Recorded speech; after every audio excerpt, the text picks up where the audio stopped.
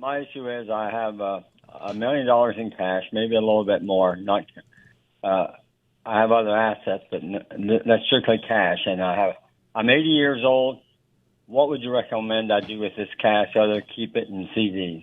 Well, it all depends on what your goals are. So if the goal is just to preserve it and pass it on to heirs, whether those heirs be people heirs or kingdom heirs, then you're probably good just doing what you're doing. You know, you can get a little bit of interest off of some CDs and some fixed income type things and just rock along.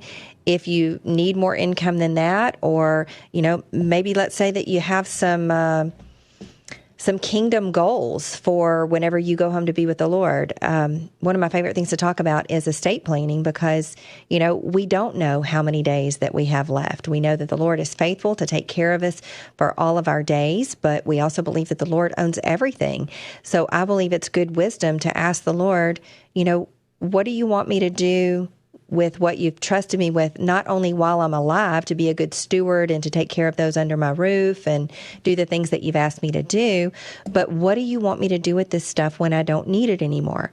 So, you know, this sounds a little bit like maybe like some never money that you might have. So, you know, you want to think about that. If you have some charitable wishes when you go home to be with the Lord, you can consider some planned giving things like maybe setting up a family foundation, maybe setting up a charitable remainder trust where you're going to be able to get some income from that money as long as you're alive, and if you have a spouse, as long as they are alive.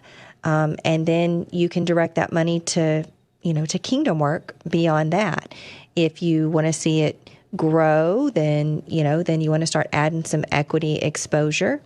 I would look at, if you're going to consider doing that, make sure that you just have the risk appetite to do so. I would look at the income model. Unless you just really don't need the income, then you could look at maybe the 65 model. The 65 model, I've taken care of all that stuff you're talking about. If I kick the bucket now, the money's all accounted for. My kids need nothing. They've all done exceptionally well. I just want this money to last until I may not need it, or if something happens to me, my wife would have it. But I have no risk for the market. Yeah.